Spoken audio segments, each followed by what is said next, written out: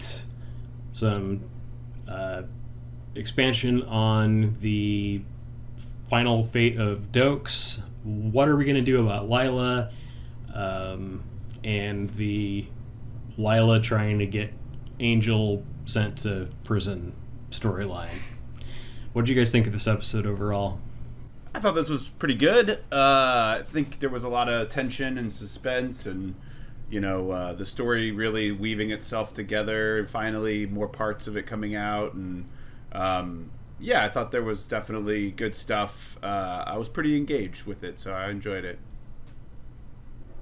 Yeah, I liked this one too. Like you said, it had the tension. It had all of the things we want in a good episode. Had a little bit of the good humor.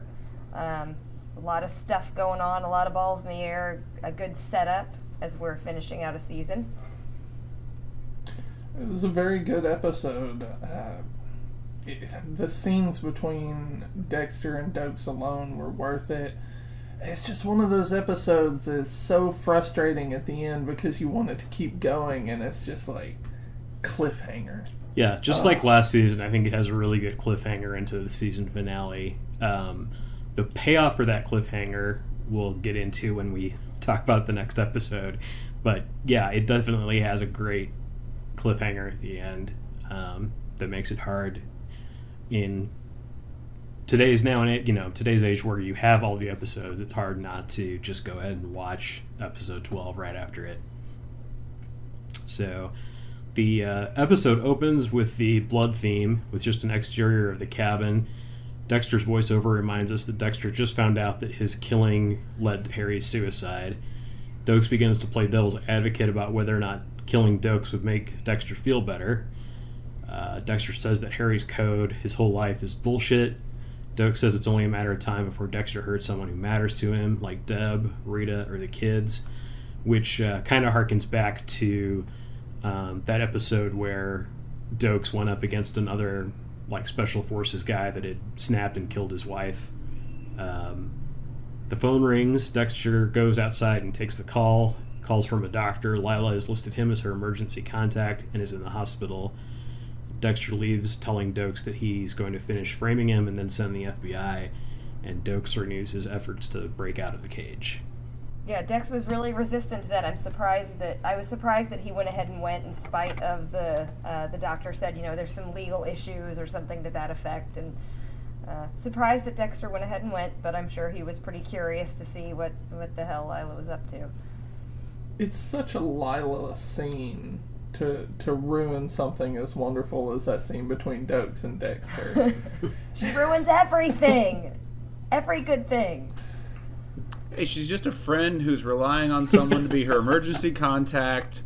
Just people in a time of need someone to be there for them. And, Lila has nobody, she can't go to Angel because Angel's the one that, was there. He was just there. Went straight to the word friend. For the reason. There's just nobody for a reason because she's horrible. She's just trying. That's just what a friend would do to a friend. Good friends. So Dexter gets to the hospital and has a flashback of Deb telling him that Harry had died. Angel is there, but the doctor takes Dexter aside, tells him that Lila has her hypnol in her system and that she's asking for a rape kit. Dexter goes in to see her alone. He accuses her of framing Angel and realizes internally that he's also guilty of framing someone. Lila says she'll do whatever Dexter asks her to do, including not pressing charges against Angel, provided that Dexter takes her back. Angel and Dexter talk about it. Angel says he didn't do it and kicks himself for not listening to Dexter's warning. Dexter says that if he got to choose to be like anyone, he'd choose Angel. I was going to say, this is where we start to see the sentimental Dexter start to come out. There's moments where he's kind of, because I think he starts to build up the saying of farewells to people, but just saying things to Angel, he's like, I'm sorry, I'd be like you if I could, but it's another side of Dexter that we haven't got to really see in terms of with Miami Metro. So it's okay, there's a possibility he's really considering what Dokes is saying. But also in that in that wonderful Dexter way, he says it in the most awkward fashion, and then, like, at the worst time, like, Angel's life is falling apart, and he's like, I want to be like you. Yeah.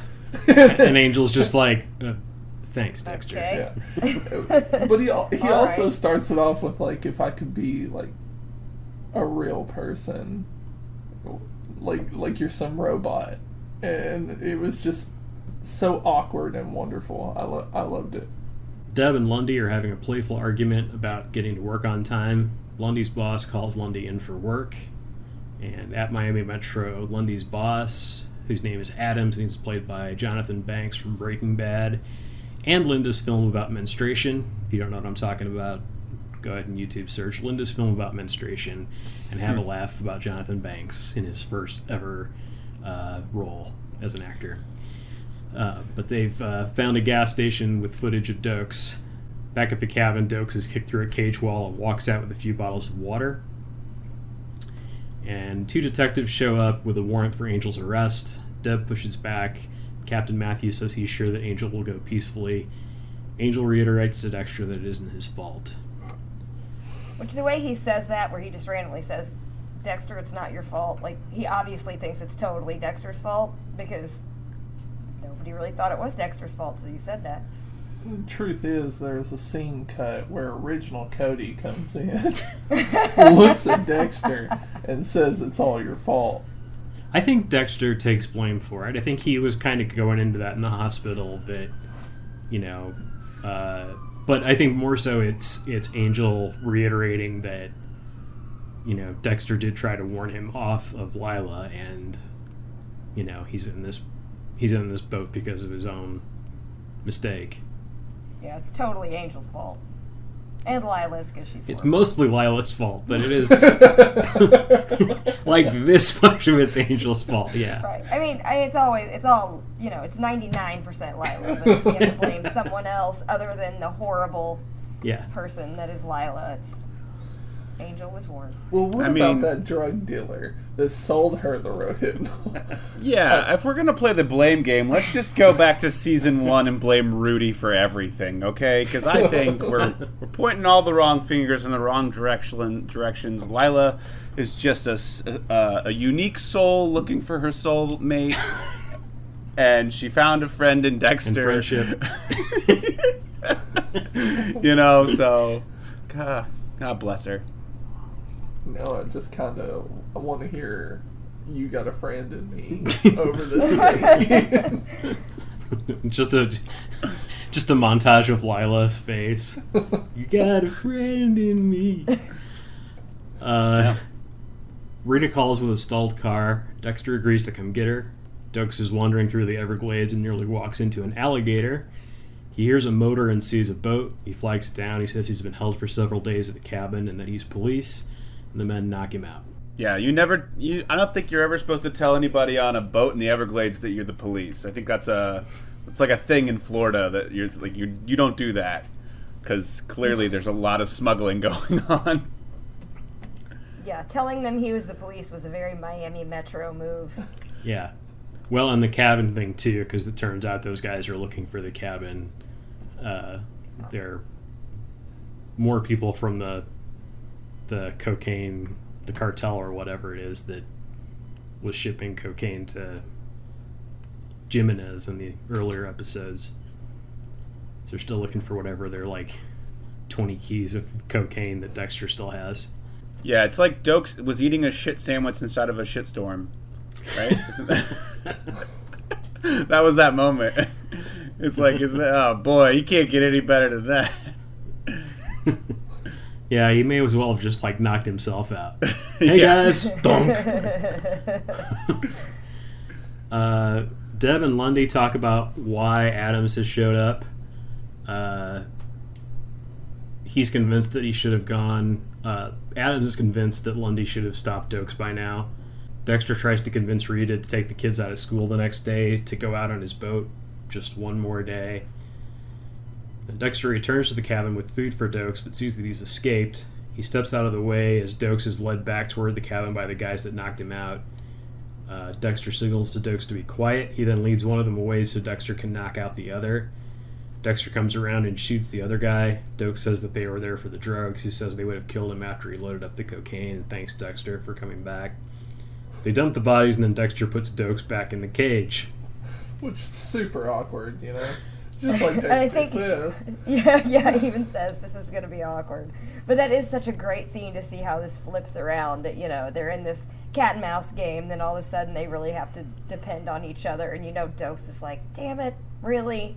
But, you know, you got to pick one or the other in that case. Well, and Dexter tells Doakes that he can't just keep waiting for everything to fall apart. He says he's thinking about turning himself in. He says it's better to do it that way on his own terms than get captured, that it will go easier for Deb and Rita that way. But he wants one more day, and he tells Doakes he really enjoyed having real conversations with someone. Doakes wants out, but Dexter locks him in and leaves. It's just like some real honest Dexter moments, you know? Like, sometimes you feel like Dexter's phoning it in, but I think this was pretty genuine in terms of, like, the actor portraying this character that is being sincere about what he's saying to this guy who he hates, but, like, at the same time, yeah, is in, like, the biggest pickle of his life, you know? So I think it was really interesting to see him sort of go into this mode.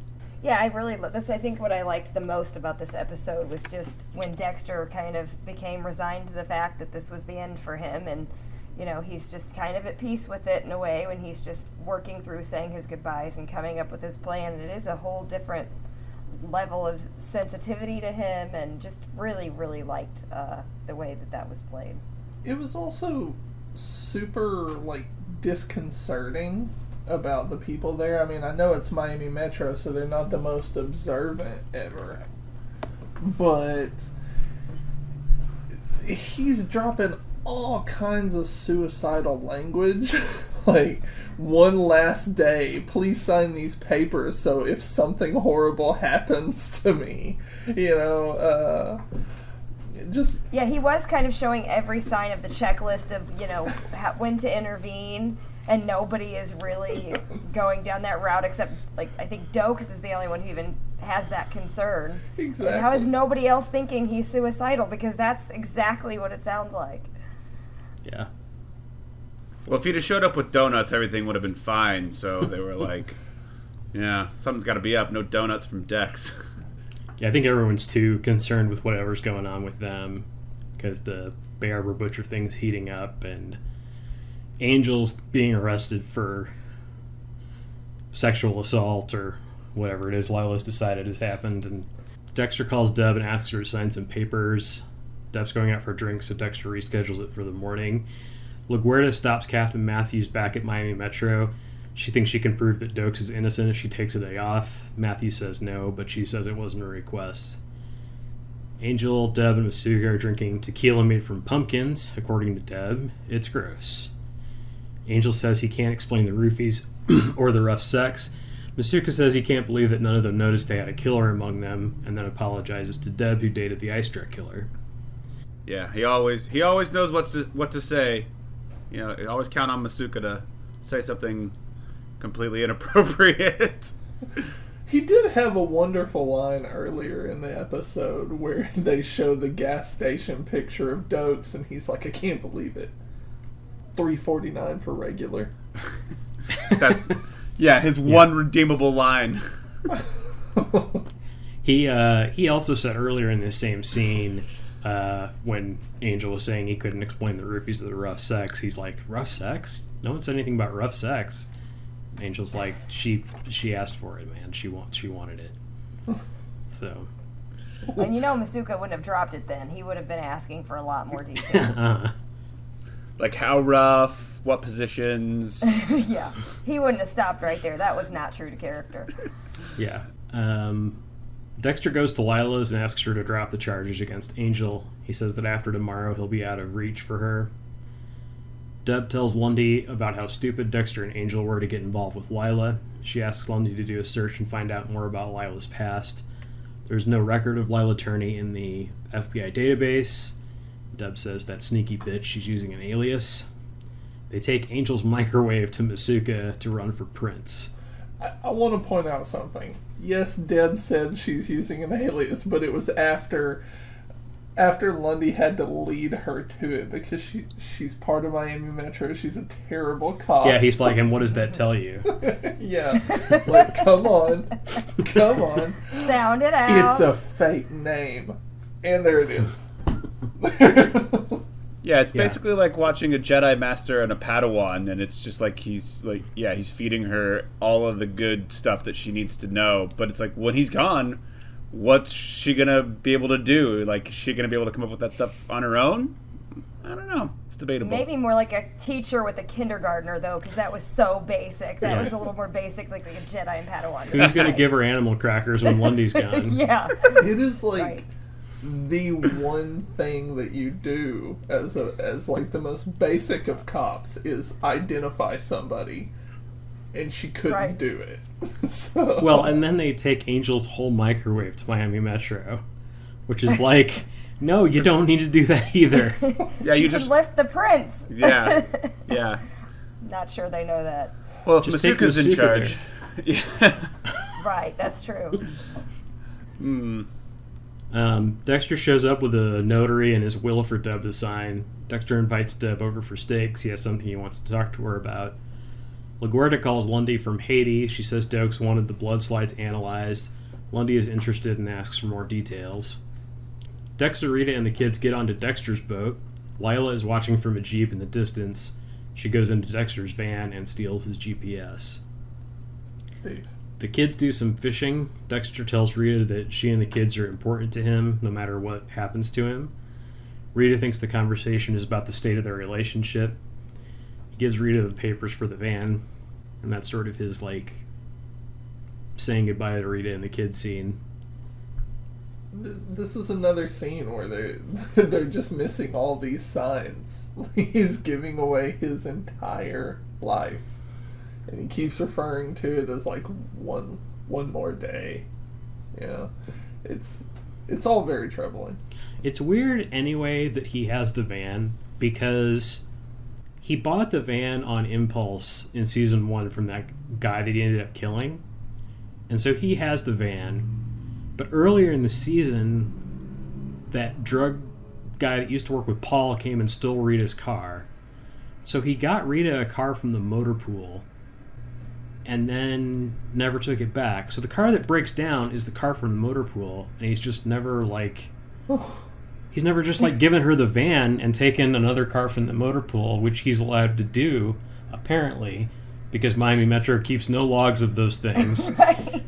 And lets the Still forensics got that people car. have completely free reign of it. So the whole car thing is weird. Like, of course she should have the minivan. She should have had it for like 10 episodes now. She also still has the little car he stole from. Oh, She's boy. still driving the car from the motor pool. Yeah. Because they don't keep logs. Like, they'll never know that it's gone. I mean, Or who took it. He let her have that in the breakup. It's sweet. Like, I get it. It's not like Miami Metro was expecting it back. They have no Not idea. like they even remember it was there. No. Like, I swear I've seen this car before. I don't know. Deb has figured out Lila's real identity. She's on an expired visa, and Deb wants to try and deport her. Deb cuts off Lundy's boss and tells him off for being so mean to Lundy. She goes over to Lila's and tells her to leave Miami right away. She threatens to turn her over to ICE. Lila takes the GPS and starts to follow it to one of Dexter's previous destinations. And then Dexter begins cooking steaks. His internal monologue tells us that he's planning to have Deb take him into custody. Dexter plays through several different reactions from Deb. In one, she chokes him to death. In another, she draws her gun. In another, she cries. And then finally, she shoots him dead. I thought that was a really funny scene. It was a little bit goofy and silly, but it was a good breakup for such a deep, serious episode. Yeah. I liked it too. I like how Dexter changed how he told her each time. Like, on the last one, he's like, "It's me. I'm the butcher." It's a great scene. I loved it. Deb arrives and tells him that she told Lila to get out of town. Deb's in a great mood. She says, "For the first time since that ice truck killer stuff, I feel like I'm back. Improved even." Deb tells him that anytime she started to spin out of control, she had Dexter to rely on. Dexter asks Deb how she got through it. She says you decide who you are, who you want to be, and you just hold on to that. Just write it out. They start enjoying their steaks. This is worth living for. Deb asks Dexter what he wanted to talk about. He says nothing at all, and he has returned to his plan to frame Dokes. There's a trend here with the whole cooking of steaks in the last couple of episodes, I think, of each season. Because didn't he cook a couple of steaks with Rudy towards the end of last season? Yeah, the steaks thing is a him and Deb tradition. And the whole thing where he did it with Rudy was part of that whole, like, Rudy went and spent the evening with Dexter instead of his girlfriend. Like, it was part of that whole weird scenario where she like accepted his apology and was like going to take him back and wanted him to like meet her up for dinner, and he's like, well, I can't, I'm about to sit down to steaks with Dexter. Yeah. And she's like, what? Like, that's our thing. Yeah, exactly. Yeah, I mean, just this whole steaks thing. I think like it's funny to me that how much that they cook meat in this show, or like show meat being eaten or whatever. It's just, yeah, it's a great little thing. I think that they try to sneak in as much as they can. That's it. That's all I wanted to say about steaks.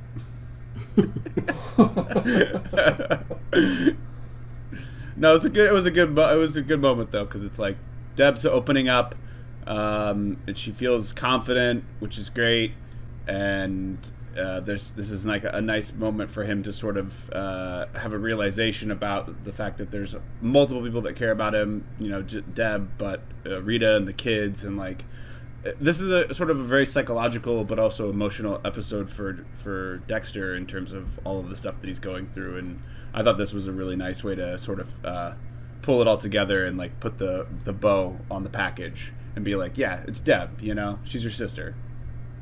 Mm-hmm. Yeah, I mean, on one side of things, like, I can see him not wanting to disappoint Deb or get her out of this mood, but he does seem very much like he just listens to whoever the last person he talks to. Like, he seems just really malleable. When he's talking to Dokes makes sense. When he's talking to Deb makes sense. Yeah, and I also think, you know, you're talking about them, like, they showed up, like, the close-ups of the steaks, and they have the sound, like, the Foley for the, like, sizzle was really loud and all of that. Yeah. And they, I think they play with that, like, to play on people's discomfort that this is not a very gory show about murdering people, but when they get a chance to, like, show an animal being cooked, they, like, milk it for all it's worth. No pun intended. Yeah. That's funny. Yeah, they have some good-looking steaks, that's for sure. You always got to raise the stakes on this show. Oh, wow. We got there eventually. So Deb gets a call. They found Dokes' rental car. Dexter's worried. He needs to make sure that Dokes isn't in a cage when they find him. Then Lila shows up at the cabin having followed the GPS, and Dokes hears the GPS say, "You have arrived," and looks around confused. And that's the cliffhanger. Wonderful ending scene. I just love the way they ended that. yeah, solid cliffhanger, really tense moment. Yeah. What blew my mind is when he hears a car drive up, he starts yelling, "Hey, I'm in here." But wouldn't he just immediately assume it was Dexter coming back? Like, how did he know it wasn't Dexter? Dexter has not. I don't think Dexter has actually driven up to... Oh, that's a good point. He's been taking his boat. He's been taking his boat, so I don't know. It's weird because the GPS knows how to get there. Well, he drove up there when he helped Dokes escape the two druggies. Yeah. But I don't know. It's possible that, he can tell the difference between a Jeep and the minivan or whatever. And What he took from the motor pool. he's special forces, even though he's been caught and retrapped in the cage like 3 times now. Yeah. At some point, you gotta think somebody has it out for you. Well, didn't you say that doesn't he hear the GPS? And like, Yeah. wouldn't Dexter normally leave that in the car? So it would say you've arrived, and he wouldn't hear that inside of the car. She has it outside, so naturally, maybe he would think that like Dexter wouldn't be dumb enough to have that out. He started yelling as soon as he heard the car drive up. Oh, okay. So. Yeah. Yeah, and then he kept yelling. Like, it said something when she got out of the car, and she said something like, "Is there someone there?" And then he stopped talking. And then she was being quiet too. Like, she was worried about whatever. And she, like, got up onto the step. And the GPS gave her away and said, "You've arrived at your destination." And that's where they cut the episode off. Yeah, well, at least he didn't say I'm Miami Metro PD. He learned. He learned from that one. I have all of this cocaine in here that's not mine. I'm in the cabin. I'm Miami Metro PD, and I'm wanted for murder. Please come help me. Yeah, that's smart. This episode was directed by Marco Siga, who directed 9 episodes of Dexter. This was his 3rd in season 2. He goes on to direct 4 more in season 3 and 2 in season 4.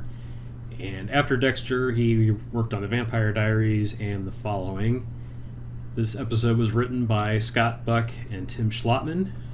Scott Buck was the showrunner for seasons 6 through 8 of Dexter. This was his first written episode. He wrote a total of 3 episodes, each for season 2 through 5, and 2 each for seasons 6 through 8. And he went on to create the Netflix Inhuman series as well as Iron Fist. Tim Schlottman has been a pretty prolific writer. He wrote 2 episodes for all 8 seasons except for 1 episode in season 5. His previous episode in season 2 was episode 5, The Dark Defender, and that episode got him nominated for a Writers Guild of America award for episodic drama. He went on to work on the final season of Under the Dome, which still no one has watched. Yeah. How far have you fallen, sir? It was those last few seasons of Dexter that just sent him on a downward slide. Yeah, I think he's a pretty strong writer, actually. Yeah, I would say that Schlottman probably wrote most of this episode because, as we know much more about Scott Buck, I was like, I can't believe that Scott Buck got credit for such a good episode. I'm like, no, it's definitely got to be Schlottman. Yeah, Schlottman, Cerrone, and Rosenberg are like the 3 strongest writers on the show. Yeah, definitely. So, best line of the episode. I went with Angel saying, "You warned me about her. My dick didn't listen." Solid. Been there. Yeah, I would say, what guy hasn't said that same exact statement? I liked the 349 statement by Masuka. I thought that was hilarious. That's pretty good. Although that's the current gas price, or one of the average gas prices in California right now. So the fact that it was that, then I'm trying to think, that was under the 10 Bush years ago. administration, right? Yeah. Yeah, it was late Bush administration. That's about right. Yeah. Mine was best line was that wonderful surprise, or I guess not surprise, that wonderful one-line appearance by that public notary that says we're all gonna die eventually. Yeah, she says it so wonderfully, like wide as her eyes can get. We're all gonna die eventually. Yep. So good. The most profound moment of the whole episode. Yep. So good. How about the worst line of the episode? I went with the 349 line. I always end up picking my worst. You're a Masuka seeking missile. That's what it is. And it really wasn't that, though. I thought it just seemed like it was such a bad sitcom line. Speaking of bad sitcom line, Lila in the hospital bed. "Oh, Dexter, you came to see me. So sweet." Die in a fire. Everything she said was the worst line, but I can't fit that all into one piece. I do love Lila's melodramatic acting in certain parts of the episode. This whole season, like when she's like really faking it or like honing it in. Yeah. It's so fucking awful. It's all awful. Like, she put her hand up on her head like this, just like, oh, I don't remember. So, performance of the episode / non-Michael C. Hall performance of the episode. If everyone agrees that's him this time. Dokes. It's gotta go to Dokes. I mean, that guy has been through the ringer. He's earned this one. Yeah, I went with Dokes as well. Yeah, I went with Dokes, but also the gator that almost ate Dokes, I think, had a really good appearance too. So I love it. I love it when they throw a gator in there, and you're just like, "Yep, it's Florida. Don't forget." The gator to me was funny, but it was a missed opportunity. I really wanted Dokes to talk to the alligator. I really wanted him to say something like, "Oh no, you don't, motherfucker!" Like, something like that would have just. But it looked like he was thinking about it, because you could see there was that moment where he kind of did a double take, and they kind of played it, and you're like, "Oh, what's he gonna say? What's he gonna say?" And then they had nothing. Nothing. Big disappointment. Well, that is it. One more episode